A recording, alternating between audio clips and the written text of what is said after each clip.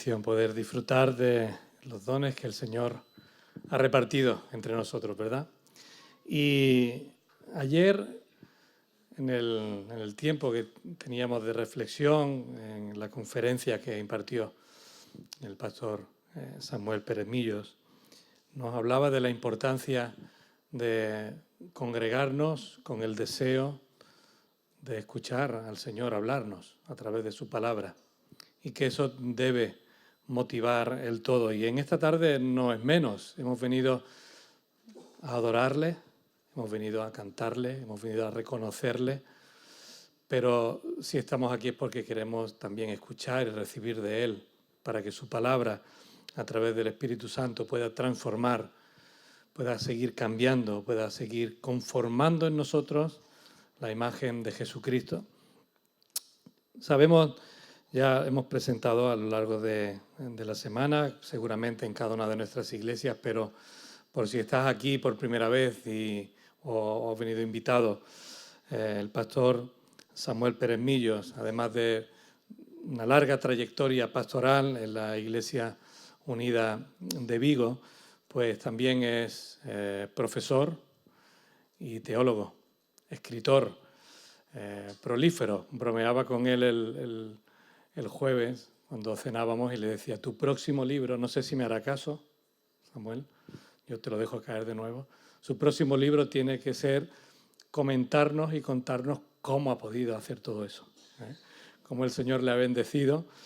Seguramente una biografía donde seguro que eso tendría lugar, ¿verdad? Cómo el Señor le ha bendecido para que pueda también bendecir al pueblo de Dios a través de la reflexión profunda, a través de la enseñanza, pero creo, y creo no equivocarme, que seguro que todo eso desde un corazón pastoral, no desde la teoría por teoría, sino de la aplicación práctica para conformar, como decía, en nosotros la palabra del Señor, y que nos haga entendible de tal manera que pueda ser un puente de bendición en manos del Señor. Así que, Pastor Samuel, por favor, pido que pueda tomar este lugar y que lo que el Señor ha puesto en tu corazón para guiarnos, para desafiarnos como iglesias unidas en Zaragoza, que puedas compartirlo, y queremos orar por ti también en este momento.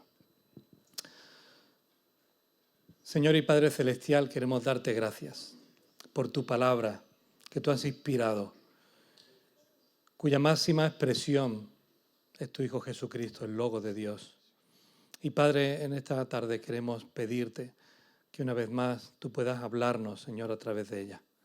Que tú puedas desafiar nuestro corazón y también, estando aquí unidos como iglesias, que lo que tu siervo traiga para nosotros en esta tarde pueda iluminar nuestro camino para guiarnos, Señor, a tu corazón, para guiarnos a tu voluntad, a tu misión, que es la nuestra, Señor.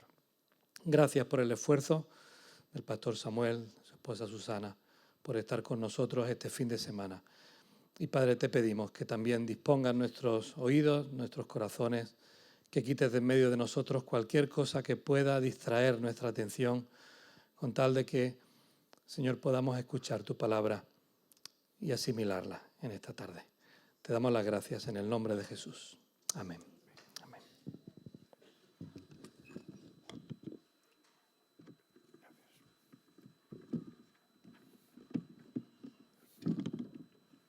Llamo vuestra atención a un texto de la carta primera de Pablo a los Corintios, capítulo 3 y versículo 16.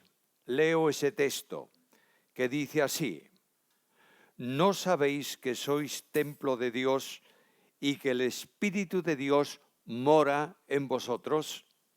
Pablo hace una pregunta que indudablemente la Reforma ya contesta en forma inicial.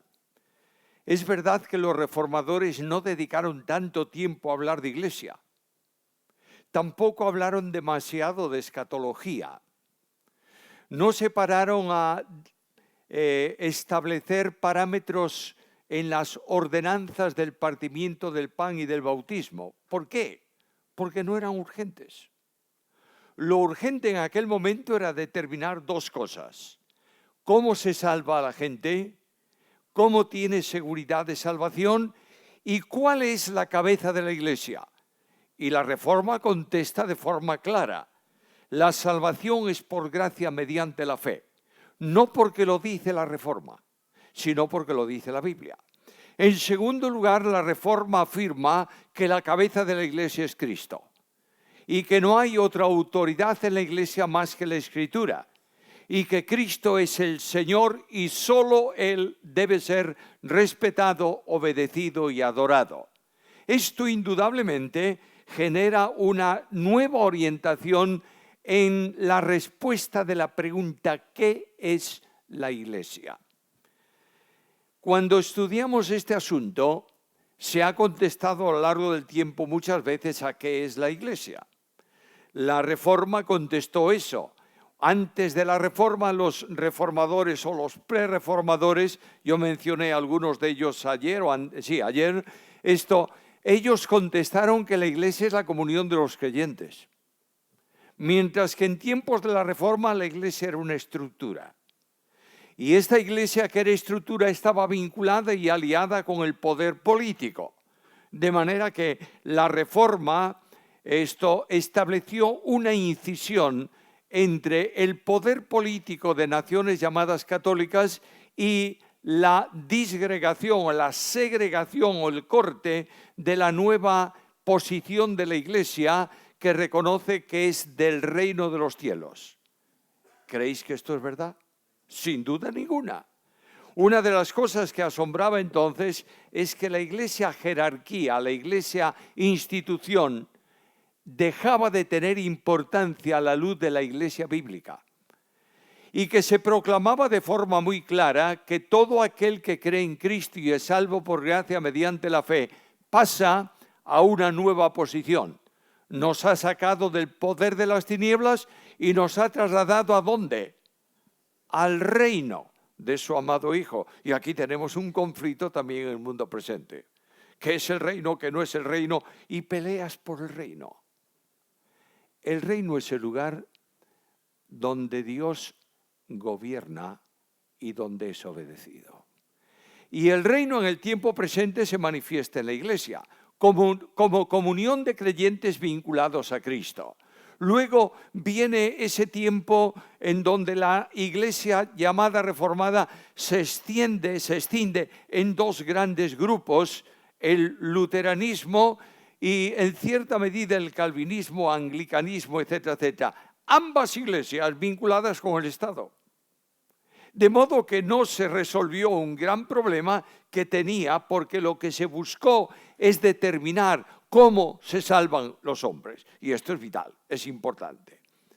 Pero pasa el tiempo y viene inmediatamente después de la reforma radical. Ayer la mencioné así de pasada. Y en esa reforma radical surgen los grupos denominacionales. Y esos grupos denominacionales recuperan esencialmente el concepto de iglesia como cuerpo de Cristo. Pero no es suficiente, porque después de haber nacido las denominaciones, cada una considera que es la dueña de la verdad. Y se extiende el mundo evangélico. Y hay no solamente escisiones en el campo intereclesial o interdenominacional. Este es bautista, yo no quiero saber de él.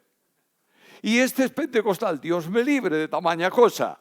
La única verdad absoluta es la que tiene mi iglesia, pobrecito de ti. Estás absolutamente descarriado y perdido.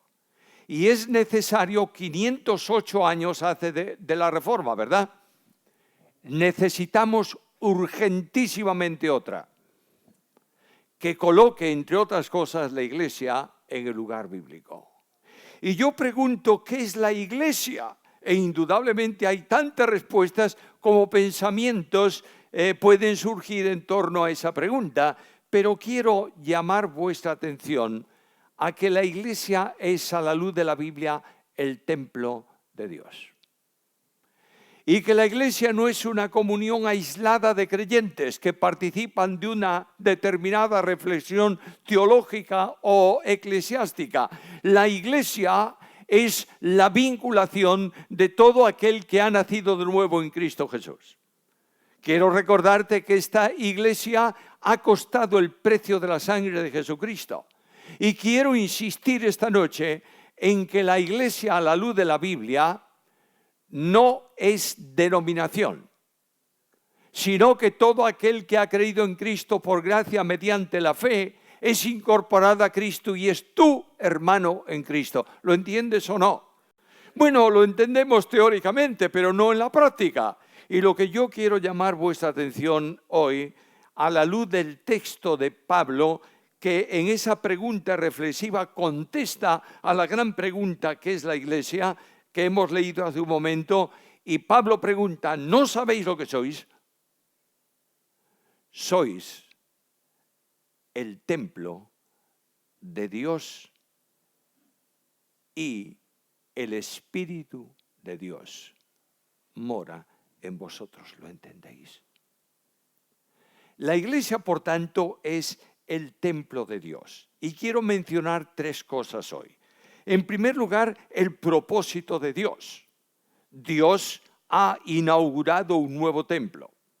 En segundo lugar, la realidad. Nosotros somos el templo donde no está solo el Espíritu presente. Esta es una idea muy extendida. Está el Santísimo Trino Dios en cada creyente y en la iglesia. Y finalmente, ¿cuál es el resultado que eso puede traer y debe traer para nosotros?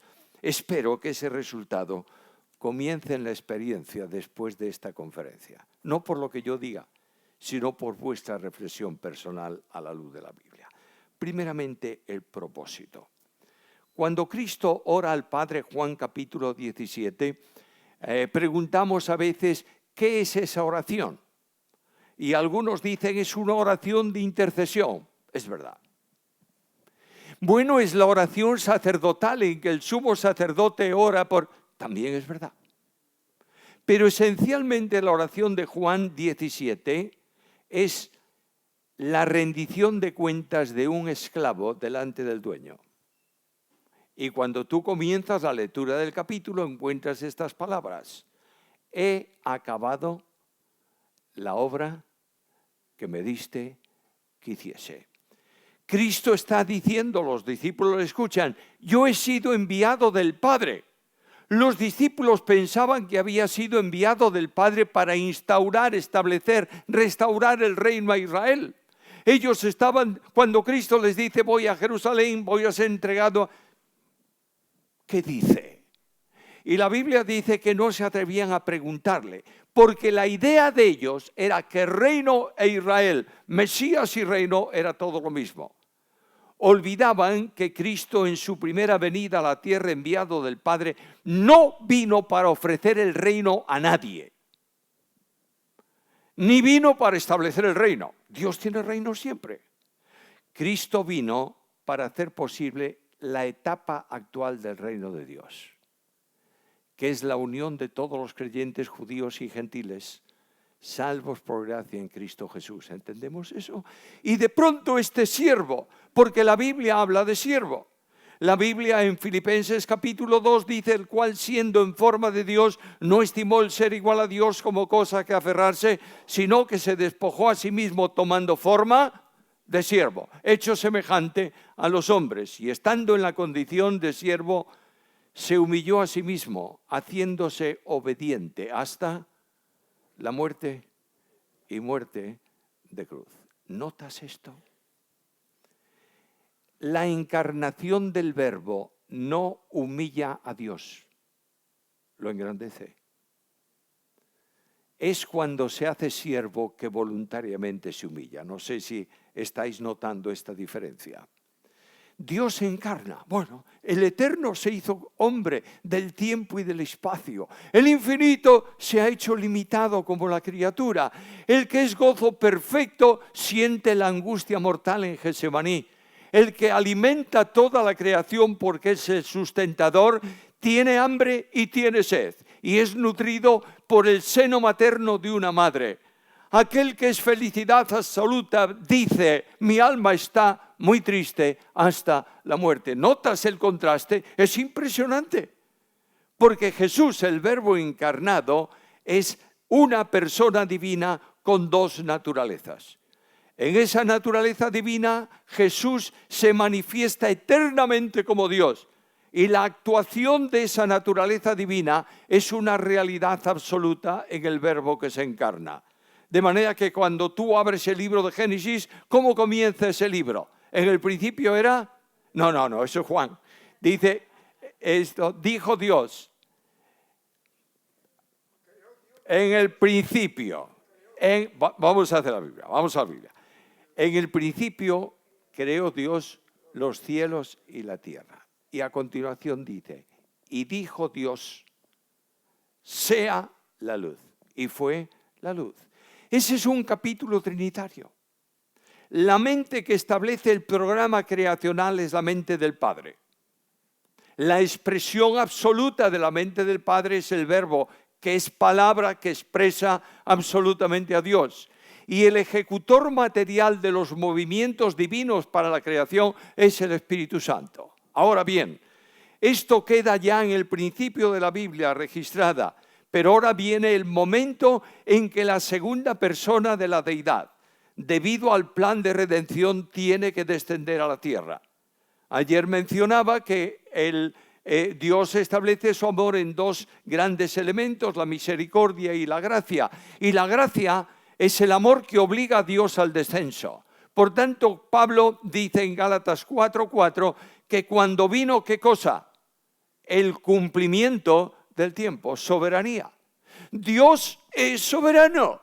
Quiero recordaros esta verdad bíblica fundamental. ¿Se predica mucho la soberanía de Dios hoy? Para muchos Dios es el amiguito que se sienta a su lado. Perdonadme esta falta de respeto. Y muchos le llaman de cualquier forma. Yo no me atrevería ni a mencionar una palabra así en relación con el Santísimo Dios. Dios es soberano. ¿Lo entiendes? Y en soberanía determinó salvar al hombre. Y en soberanía envió a su Hijo al mundo. Y en soberanía permitió la cruz del Calvario. Y en soberanía llama a los pecadores al Salvador.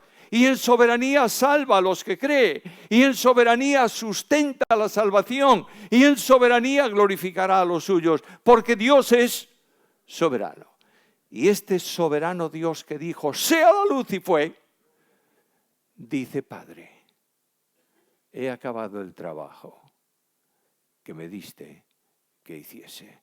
Y esa naturaleza humana del Verbo puede expresar la humillación del siervo que muere por los perdidos. ¿Lo entiendes? Tremendo misterio. Y este que ora sabe que va a haber un resultado de su operación salvadora, ¿o no? Dice, no oro solamente por estos, oro por los que han de creer en mí por la palabra de... ¿Qué está diciendo Cristo? Me sorprende mucho que hay algunos, incluso recientes, que afirman que la Iglesia no está en el Evangelio o en los Evangelios. ¿Lo oísteis alguna vez? No, la Iglesia no está en los Evangelios. Solamente aparece 2 veces la palabra y en futuro. Bueno, no han leído capítulo 17 del Evangelio según Juan. En ese capítulo, Dios dice al Padre, mira, he acabado la obra. Ahora, esta obra va a traer un resultado. Va a haber un pueblo muy grande, salvo por gracia, porque creen en mí. Yo quiero hablarte de cómo quiero que sea ese pueblo. Y hay 10 cosas que Cristo pide al Padre en esa oración con relación a la Iglesia. Él le dice a su Padre, Padre, yo no quiero un pueblo religioso. Quiero un pueblo con vida eterna. Y la vida eterna es que te conozcan a ti, el único Dios verdadero, y a Jesucristo, a quien tú has enviado. Y así va desglosando Cristo. Y de pronto Cristo dice, quiero un pueblo unido. ¿Cómo un pueblo unido? Sí, Padre, hemos tenido un pueblo dividido en 12 tribus. ¿Dónde está ese pueblo? Las mismas tribus se han peleado entre ellas. ¿Dónde está el testimonio tuyo? tú has escogido, hemos escogido como Dios Trino, un pueblo que fuese un pueblo sacerdotal para anunciar tu nombre a las naciones. ¿Es así o no es así? ¿Dónde está? No quiero un pueblo que pueda extinguirse. Y por eso dice a su padre: Padre, tú en mí y yo en ellos, para que sean perfectos en unidad, para que el mundo crea que tú me enviaste. ¿Entiendes esto? Hermanos amados, queridos míos, la iglesia escindida no es una iglesia de testimonio. Por eso Pablo dice que sean unos ¿para qué? Para que el mundo crea que tú me enviaste. Ahora el Padre dice amén a la oración del Hijo. Claro, el Hijo está expresando la mente del Padre también en esta oración. Por tanto, el Padre confirma la petición del Hijo y Él establece trinitariamente el templo suyo en esta dispensación. Cuando hablamos de presencia de Dios en el santuario, tenemos que remontarnos muy atrás, ¿verdad? Ahí está el pueblo de Israel por el desierto, vaya pueblo. Y este pueblo de Israel que está revuelto permanentemente, acusando a Dios y haciendo cosas parecidas en el desierto, de pronto Dios llama a Moisés y le dice: quiero que levantes un tabernáculo, una tienda de campaña.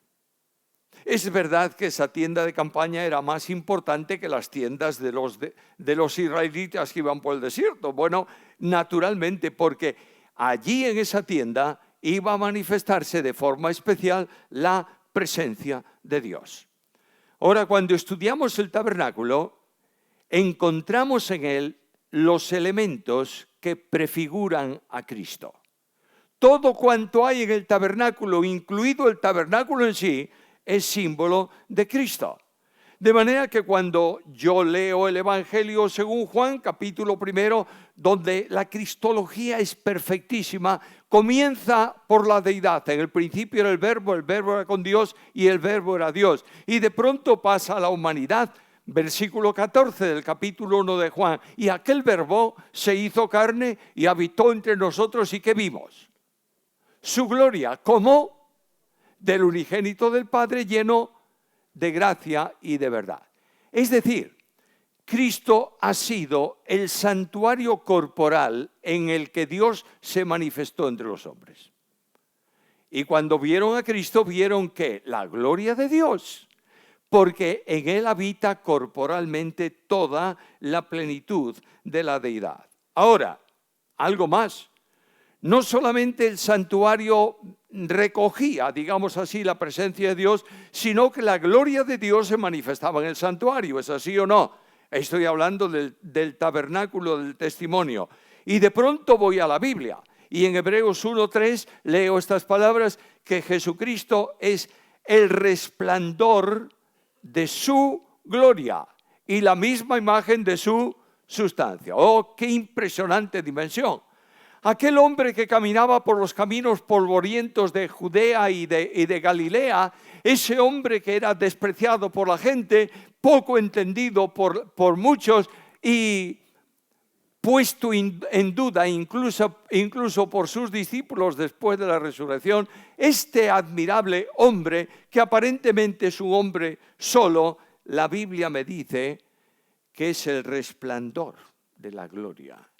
No es que sea iluminado por la gloria, es que el resplandor de la gloria de Dios es Cristo. Y me dice que es la expresión, la imagen misma de la sustancia divina, es decir, de la naturaleza divina. Todo lo que hay en Dios está en Cristo y todo lo que es de Cristo es de Dios. ¿Me estáis siguiendo? Por tanto, ese tabernáculo es figura en la antigüedad de Jesucristo el Salvador. ¿Y qué ocurrió cuando se edificó el tabernáculo? Vas al libro del Éxodo, al final del libro del Éxodo, y dice taxativamente esto. Moisés colocó las cosas en el tabernáculo como Dios le había mandado. ¿Y qué ocurrió? la gloria de Dios llenó el santuario. Y los sacerdotes no podían entrar porque allí se manifestaba la presencia de Dios. Y en exclusiva, Dios estaba apropiándose, tomando para sí lo que era su santuario. ¿Me estáis siguiendo? Bueno, pasa el tiempo. ¿Y dónde está ese santuario? Se envejeció. Y el arca que estaba dentro del santuario, ¿dónde está? En una tienda de campaña. ¿Y qué? Pues ha terminado el tabernáculo. Pero Dios permite a Salomón edificar un templo. Y este rey de Israel levanta un templo conforme en determinada medida a los planos, valga la expresión, que David había hecho para el santuario. Bueno, es una casa mucho mayor que la tienda de campaña, sin duda ninguna. Más gloriosa, por supuesto que sí. Y ahora mirad esto. Salomón se pone delante de Dios de rodillas y levanta sus manos y ora. Y entrega al Señor, ¿qué cosa? Su santuario. ¿Y qué pasó? La gloria de Dios llenó la casa. Y con esa presencia, Dios dice, esta es mi casa, este es mi santuario. Nadie podía entrar al lugar santísimo, ni siquiera al santuario, más que los levitas y los sacerdotes, la tribu escogida por Dios, el real sacerdocio que se mencionaba en el Antiguo Testamento. Nadie podía ministrar cuando Dios estaba presente con resplandor y gloria. Cuando Dios manifiesta su gloria, lo único que podemos hacer, ¿sabéis qué es? Caer rendidos a sus pies como Juan en la isla de Patmos y alabar y bendecir su nombre. Mis hermanos amados,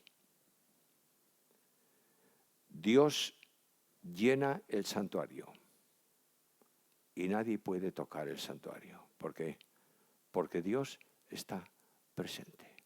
Ahora la profecía me presenta a Dios saliendo del santuario.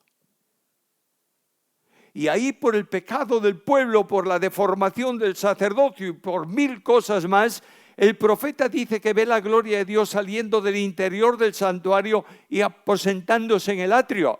Y luego ve que la gloria sale del atrio y va a la puerta del santuario y finalmente la gloria se va del santuario. ¿Y qué permite Dios con eso? Que los babilonios entren al santuario y destruyan el santuario. ¿Por qué? Porque ya no era la casa de Dios. Era la casa solitaria que Dios había dejado a un lado. ¿Me está siguiendo? Todo esto tiene que llamar mucho nuestra atención. Por eso los enemigos pudieron destruir aquel santuario, ¿sabes? Porque Dios no estaba en él. Y pasa el tiempo y se construye el santuario de Herodes. Bueno, aquel templo era un templo mucho más aparatoso, permitidme decir esa expresión, que aquel que habían derribado. Era un templo más, pero aquel templo se había convertido por los líderes religiosos ¿en qué? En cueva de ladrones. Han cambiado el valor del santuario. Y Cristo tiene que entrar al santuario y limpiar la inmundicia que hay dentro del santuario. Es un ejemplo más que nosotros tendríamos que tomar. Pero yo pido que abráis la Biblia, si la tenéis ahí, en Juan capítulo 17, versículos 21 al 23. En esos momentos finales en donde Cristo va a ir a la cruz, donde entra por última vez en Jerusalén, donde enseña por última vez en el templo, donde Él dijo antes de entrar, oh, si supieras en este día lo que toca a tu paz, en donde Él llorando sobre Jerusalén habla de que apedreó, que mató a los profetas, y dice, vuestra casa, no la mía, os es dejada desierta. ¿Por qué? Porque había cambiado el valor. No era la casa de Dios, era la casa de ellos. Juan 17, 21.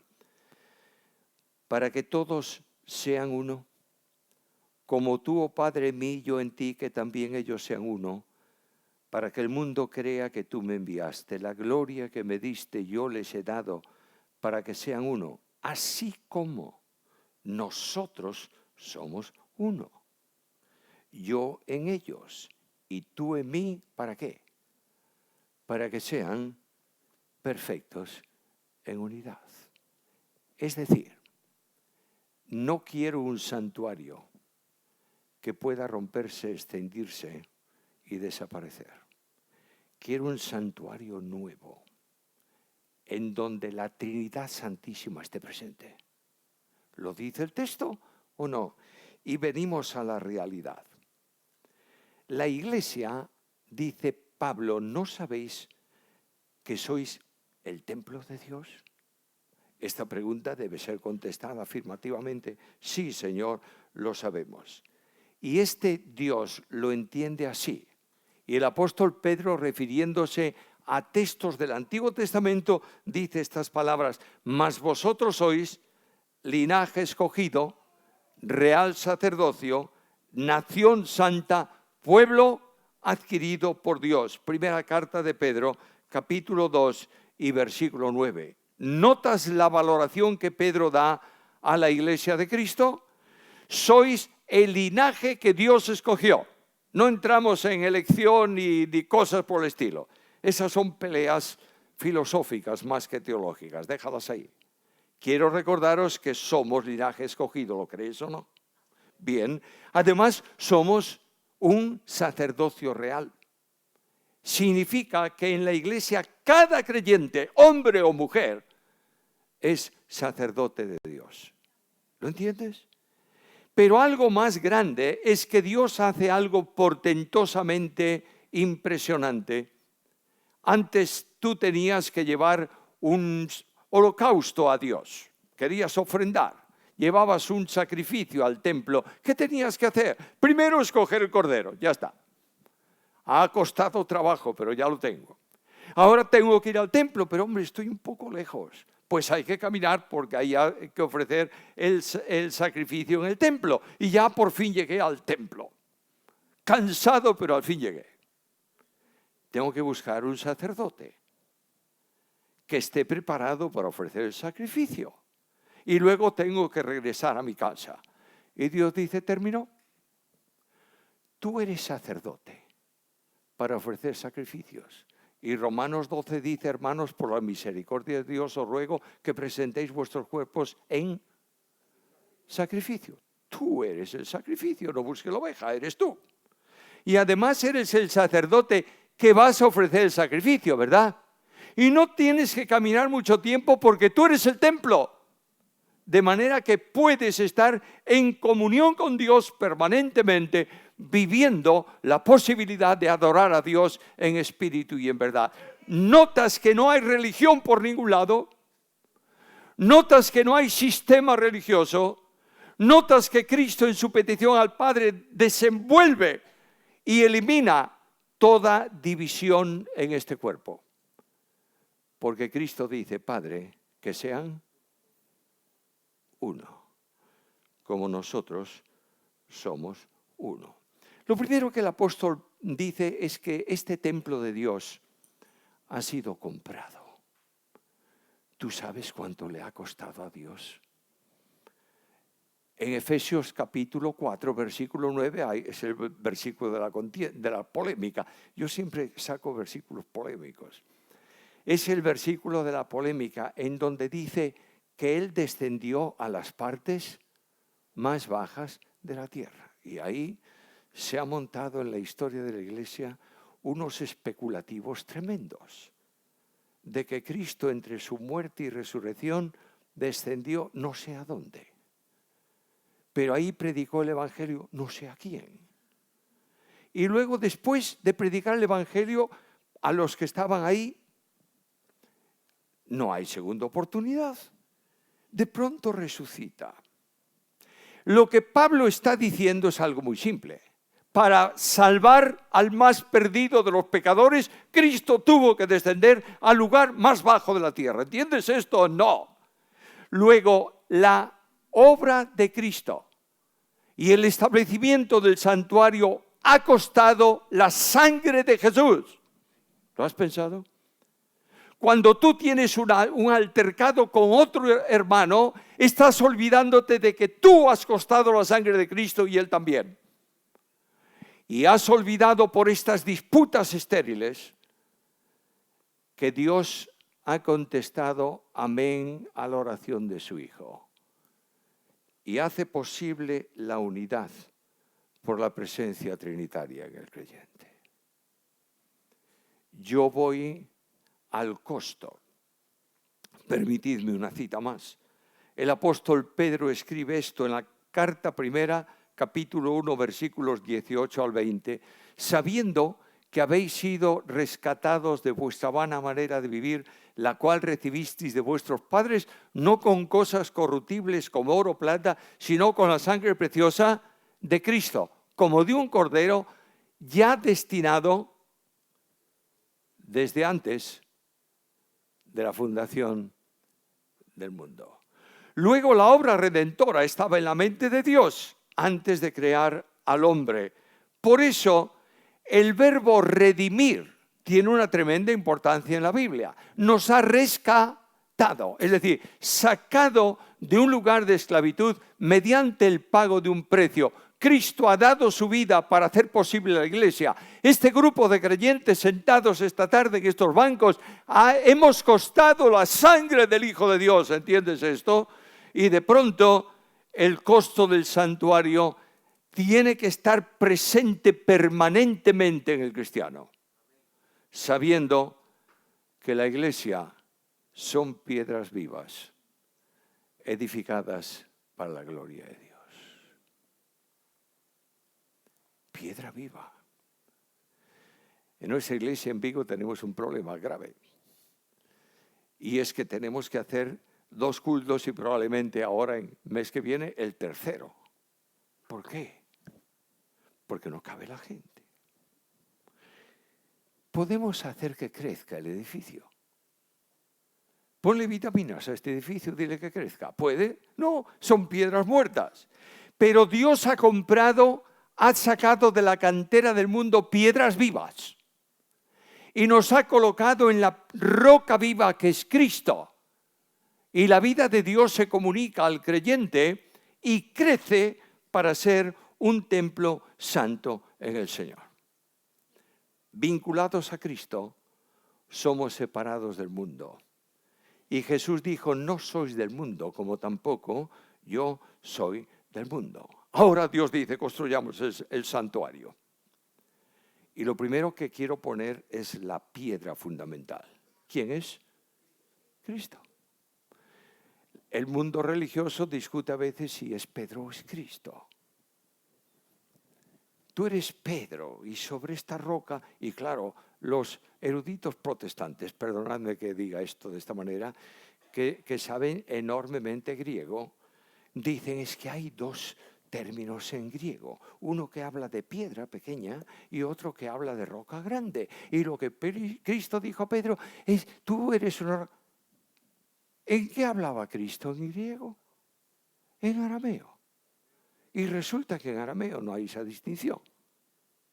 Si quieres apretarme un poco esta noche, te diré literalmente que Cristo dijo a Pedro, tú eres roca o piedra, y sobre esta piedra edificaré mi iglesia. Entonces tienen razón el mundo católico que asienta el fundamento de la iglesia sobre Pedro. Cuando yo tengo una duda sobre lo que 2 personas hablan y quiero saber realmente lo que dijeron, ¿qué tengo que hacer? Preguntarle. Y me voy a Pedro y le pregunto, oye, ¿y la roca quién es? ¿Y qué me dice Pedro? Es Cristo, ya está resuelto. No hay más problema. Ahora, lo que sí tengo claro es que el fundamento de la iglesia es estable, inconmovible, porque es Cristo, el eterno Dios hecho carne, que sustenta su iglesia. Y yo pregunto, ¿y ahora qué? ¿Ahora vamos a edificarla? Hay que ponerle columnas, estructuras sobre la que después se cierre con piedras. ¿Y cuál es la estructura de la iglesia? La doctrina de los apóstoles. Solo ellos, en el nombre de Cristo, establecieron y desarrollaron las bases de doctrina para la iglesia. Solo ellos y nadie más que ellos. De manera que estos apóstoles admirables desarrollaron para la iglesia en sus escritos el pensamiento de Jesús. No hay nada en el Nuevo Testamento que salga de la mente del escritor, sino que es el desarrollo de lo que era Cristo y lo que Cristo enseñó. Un ejemplo simple. Primera carta a los Corintios, capítulo 13, donde Pablo dice, si tengo todo y no tengo amor. ¿Y eso qué es, Pablo? ¿Por qué se te ocurre hablar de eso?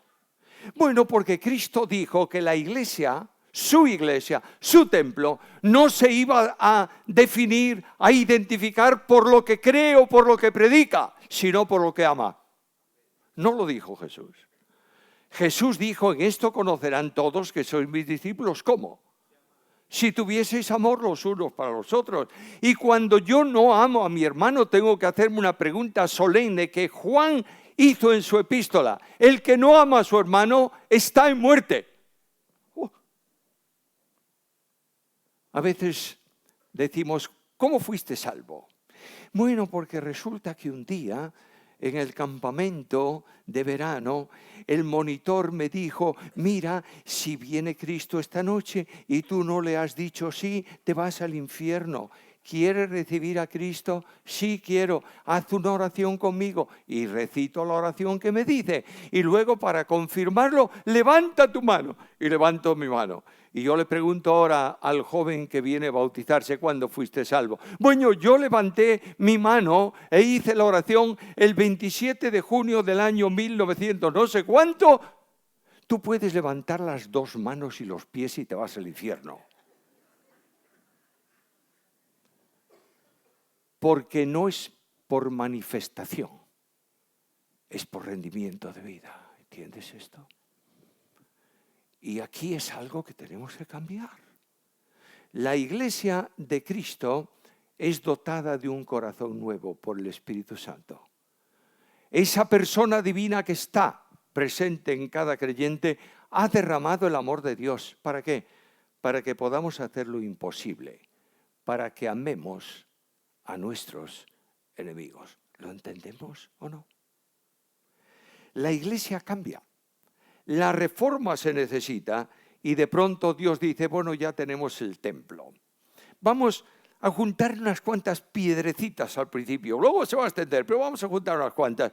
Y de pronto Pedro predica el Evangelio en Pentecostés, ¿verdad? ¿Cuántos recibieron a Cristo? 3.000. Y un poco más adelante, con motivo del milagro de la curación del cojo, predica el Evangelio. ¿Cuántos más? 5.000. Más 3 anteriores, 8. Bueno, vaya iglesia, ¿o no? Yo sé que hay muchos que dicen, una iglesia de más de 200 miembros no es una buena iglesia. Bueno, yo prefiero una iglesia de 200 miembros con 20 problemas y no una iglesia de 20 miembros con 20 problemas. ¿Está claro? Naturalmente, la iglesia no es importante por el número, es importante por la presencia de Dios en ella. La iglesia no es importante por lo que cree, es importante por lo que vive.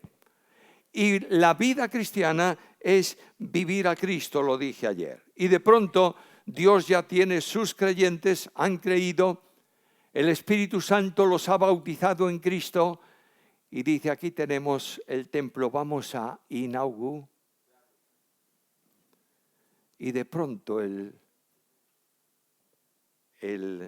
la descripción de Hechos capítulo 2. De pronto sonó un sonido grande que congrega a la gente como de un viento recio que corría. Y claro, la gente... Y aquellos escuchan la predicación del Evangelio, la alabanza a Dios en su lengua propia, que nunca antes lo habían escuchado. Y ahí comienza una historia necesaria en aquel momento, por una sola razón. Porque había partos, medos, elamitas de Mesopotamia, etcétera, etcétera, etcétera. Y dice, todos estábamos escuchando, dice la gloria de Dios, ¿sabes? Estaban refiriéndose al testimonio de salvación de aquellos que predicaban el Evangelio. Por tanto, ¿Está presente el Espíritu de Dios en ese santuario nuevo o no? Está. Dios tomó posesión de su nuevo templo. Esta es la iglesia. Y en ese santuario no está presente solo el Espíritu Santo de Dios. Está presente el Dios Trino. Y alguien me dice, ¿tienes un texto bíblico que afirme tal cosa? Claro, naturalmente que sí. Si no, no lo diría. Me pregunto, ¿está presente el Padre?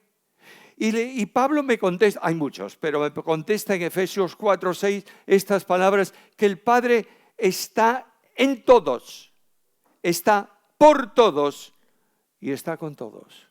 ¿Está presente el Padre? Sí, está presente. ¿Y el Hijo?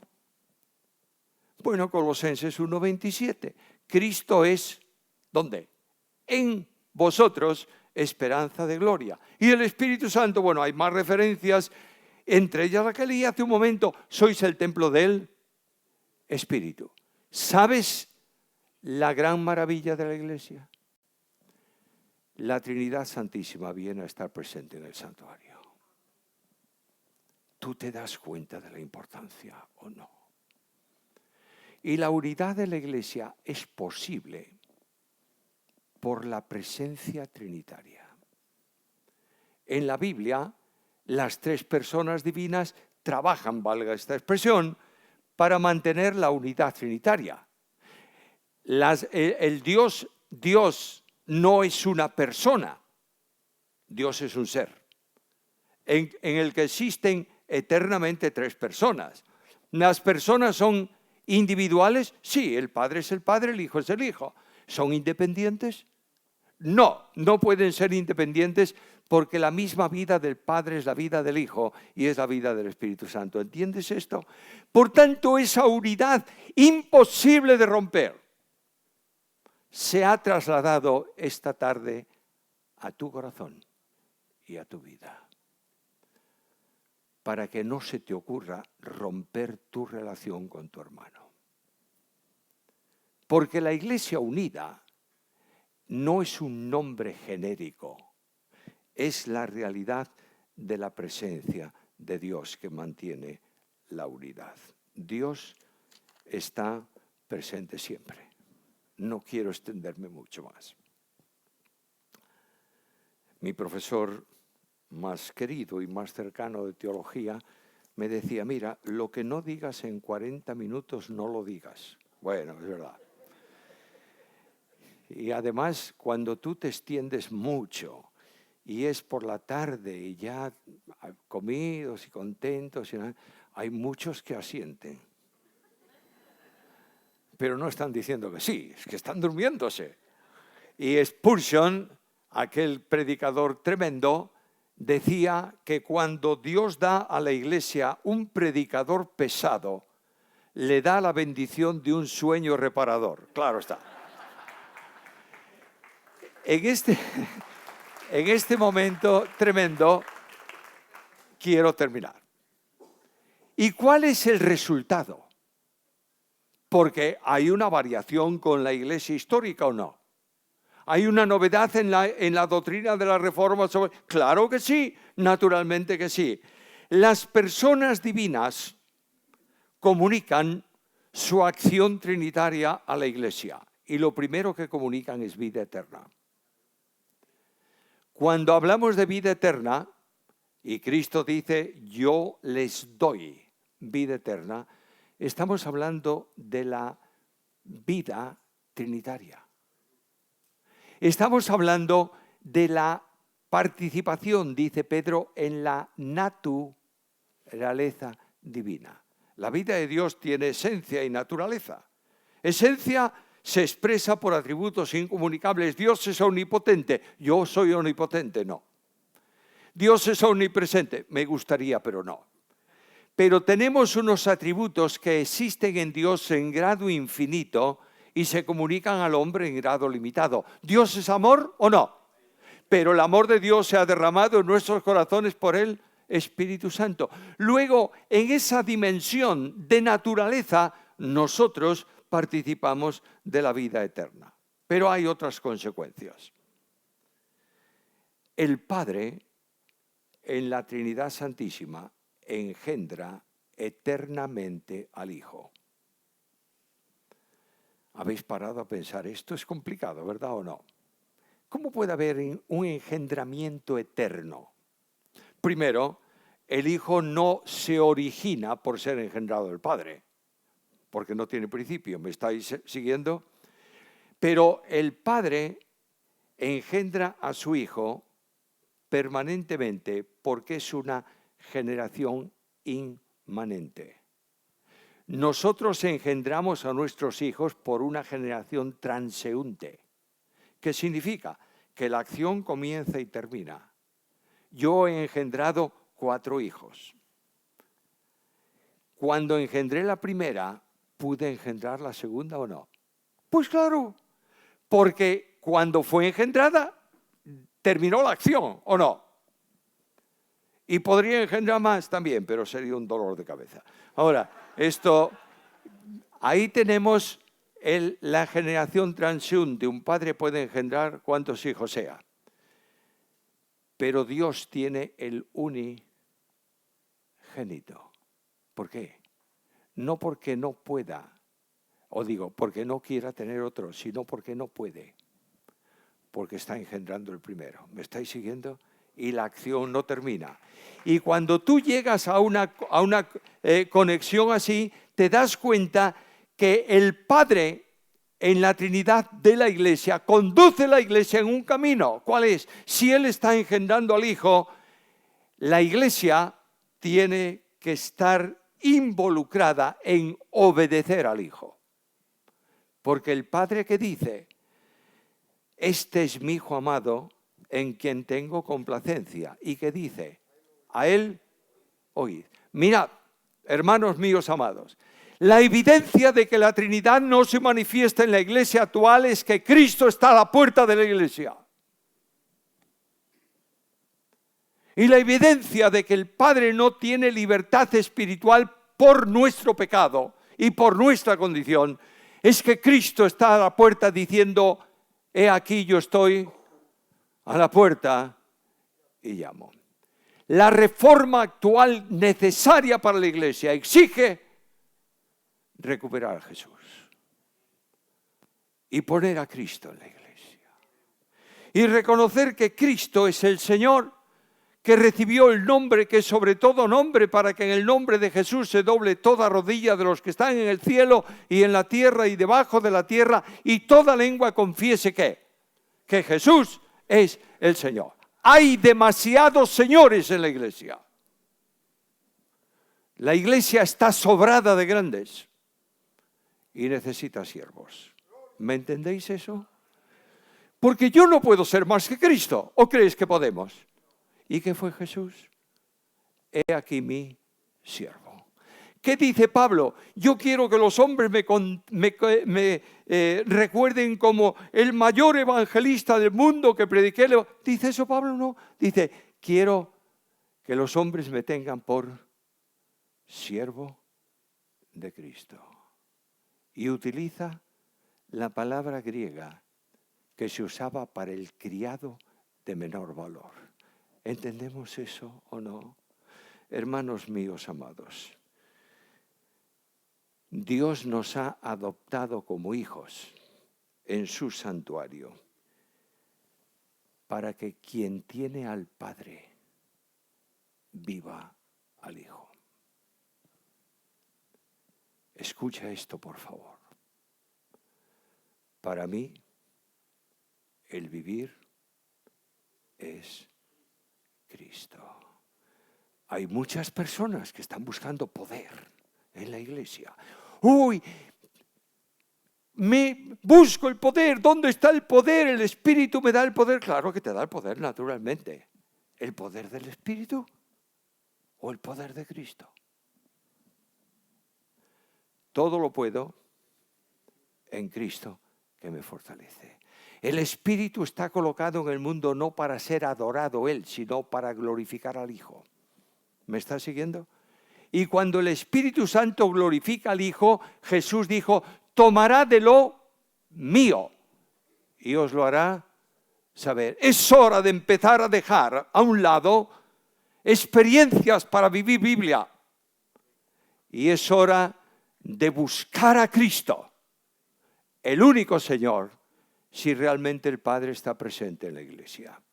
En segundo lugar, el Hijo presente es el revelador del Padre, ¿verdad? ¿Para qué vino Cristo al mundo? Escucha la Biblia. A Dios nadie le vio jamás. El unigénito Hijo que está en el seno del Padre, Él le ha dado a conocer. De manera que cuando Cristo está presente, la misión en la tierra es glorificar ¿a quién? Glorificar a Dios y revelar a Dios para que conozcamos a Dios. ¿Quieres saber cómo ama a Dios? Mira a Cristo. ¿Quieres saber cómo es el poder de Dios? Mira a Cristo. Y es precisamente la presencia de Cristo la que genera amor por Dios y especialmente por su palabra. ¿Leíste la oración de Juan 17? Les he dado tu palabra. Púlpito sin palabra es un púlpito estéril. Predicación sin Biblia no es predicación. Y la iglesia de hoy está empeñada en mensajes devocionales, mensajes alentadores, pero en menos Biblia. Cada vez se expone menos la Escritura. El sermón viene del pensamiento del predicador y no del texto que informa el mensaje. ¿Me está siguiendo? Solo cuando la palabra es aplicada por el Espíritu Santo al corazón de la iglesia se produce un avivamiento.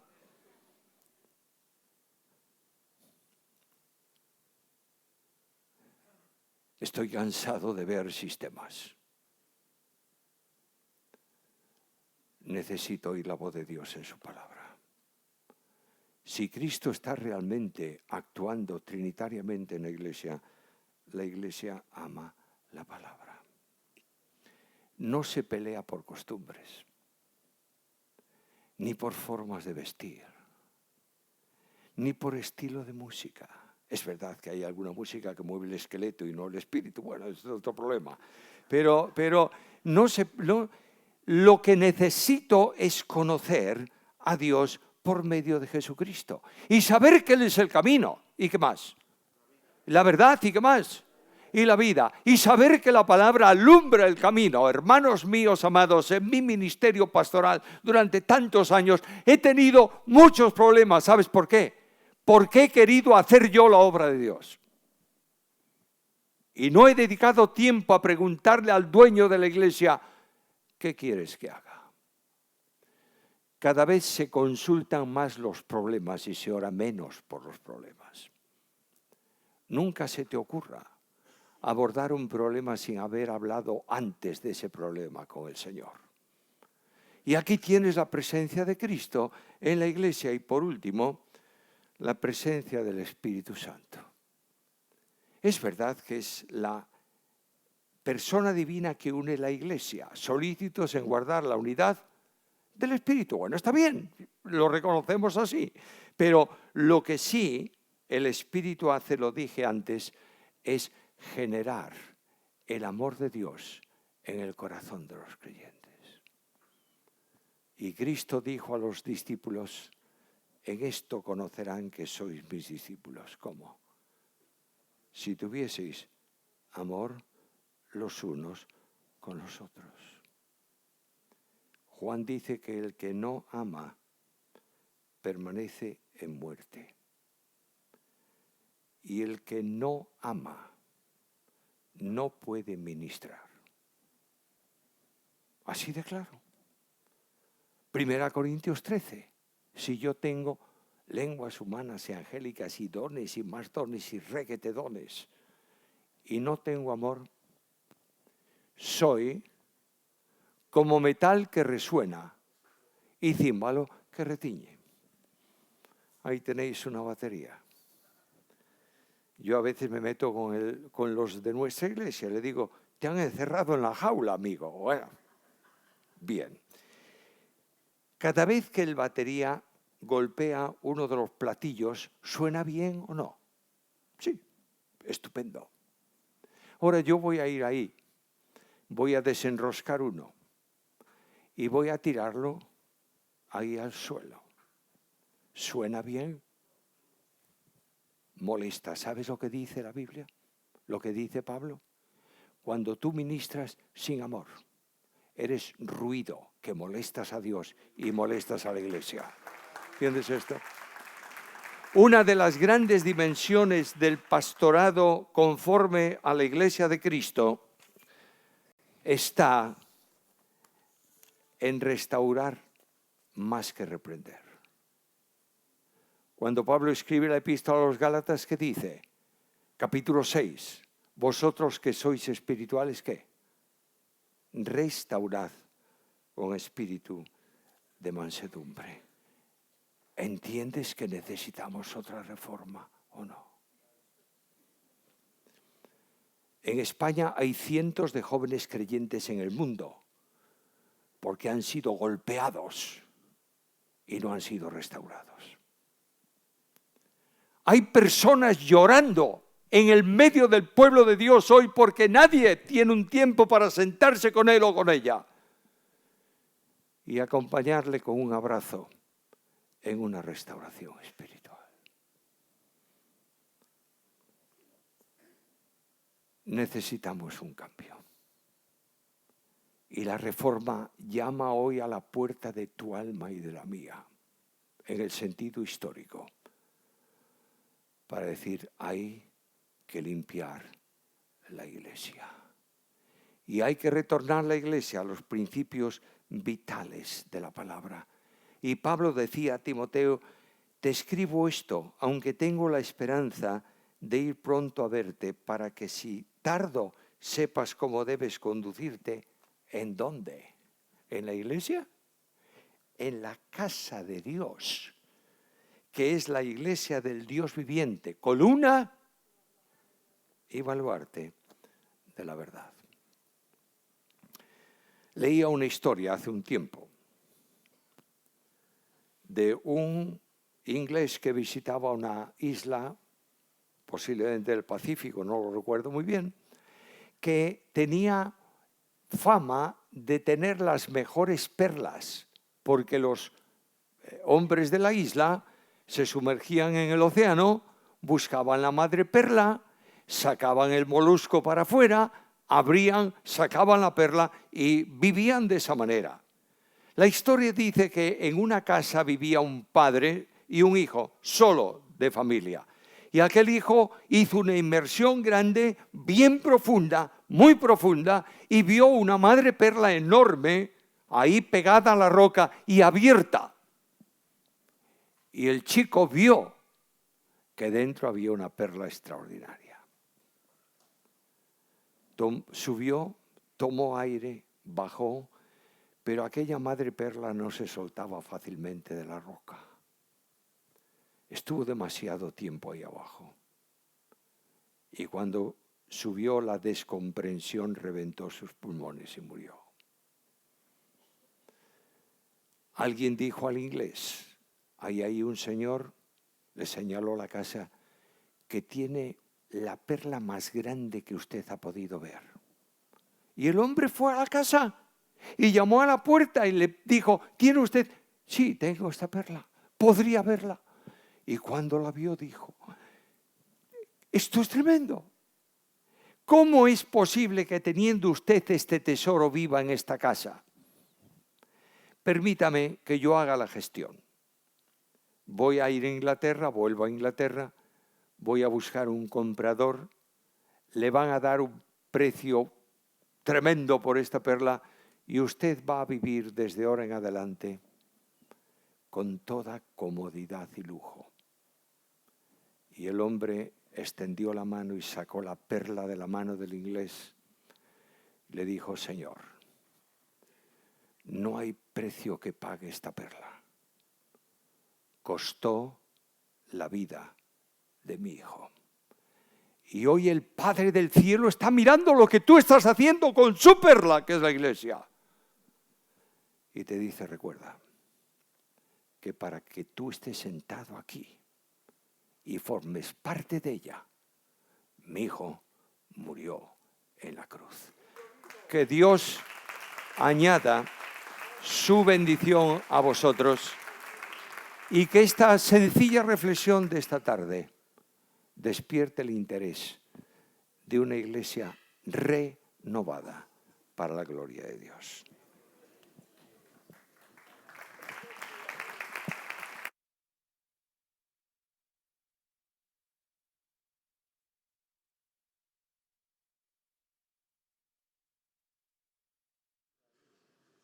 Bueno, damos gracias a Dios por esta palabra. Gracias, Pastor Samuel. Creo que Dios nos ha hablado, ¿verdad? Y qué bueno es volver siempre a la palabra y tener la expectativa, el hambre de lo que Dios quiere y está por hacer en cada uno de nosotros en su iglesia. Gloria al Señor. Voy a pedir que también nos ayuden unos hermanos ahora para tomar un tiempo especial, el que es también nuestra ofrenda. Amén. Entonces les pido que se pongan en pie, tomen su ofrenda, damos gracias a Dios. El pastor Samuel nos hablaba de soberanía y hay tantas cosas en las que, y pequeños detalles en los que nosotros podemos mostrar que estamos bajo soberanía. Nos congregamos no porque nos apetezca, o sí, sino porque somos convocados por el Señor. Amén. Así nos congregamos. También venimos con una ofrenda de la vida, porque no se trata de algo representado en oro y en plata, que es del Señor, sino que es la vida misma. Pero Dios también nos da la posibilidad de extender nuestra mano y decir, Señor, gracias. Gracias por tu protección, por tu provisión, por tu añadidura. Y ahora te digo, sigo dependiendo de ti. Sigo esperando el pan de mañana y tú eres el que lo da. Amén. Así que la iglesia, yo me gusta enseñar, la iglesia no debe de pedir. La iglesia recibe, y recibe de gracia. Amén. Entonces, ahora tome su ofrenda, vamos a orar, y mientras los hermanos nos van a ayudar también, creo que están preparados con los alfolís, y le invito a que cierre sus ojos y demos gracias. Creo que tenemos tantos motivos para estar agradecidos. Hoy el Señor nos regalaba una palabra y nos transmitía esa necesidad de anhelar siempre una reforma, siempre quedar expuestos, quedar abiertos a lo que Él quiere hacer en nosotros, en lo que Él quiere edificar en nosotros y con nosotros. Mucho ha hecho por ti y por mí, pero también quiere hacer mucho contigo y conmigo para Él, para su gloria. Señor, te damos gracias por esta palabra, por esta convocatoria, Señor, en la que hemos disfrutado y nos hemos gozado en un tiempo de alabanza, también con tu bendita palabra, Señor. Gracias por el pastor Samuel y su esposa, por este esfuerzo que han hecho y están haciendo en estos días. Te damos gracias por sus vidas. Gracias, Señor, también por esta congregación, este candelero en esta parte de la ciudad, que nos ha dado hospitalidad. Y hoy, Señor, también extendemos nuestras manos. Tú eres nuestro proveedor, quien nos sustenta y quien quiere darnos también más. Y no lo hacemos para que nos des más, sino porque nos lo has dado todo. Y aquí hay una pequeña parte para tu iglesia, para tu reino. Señor, oramos tu sabiduría para su administración y aunque hagas el milagro,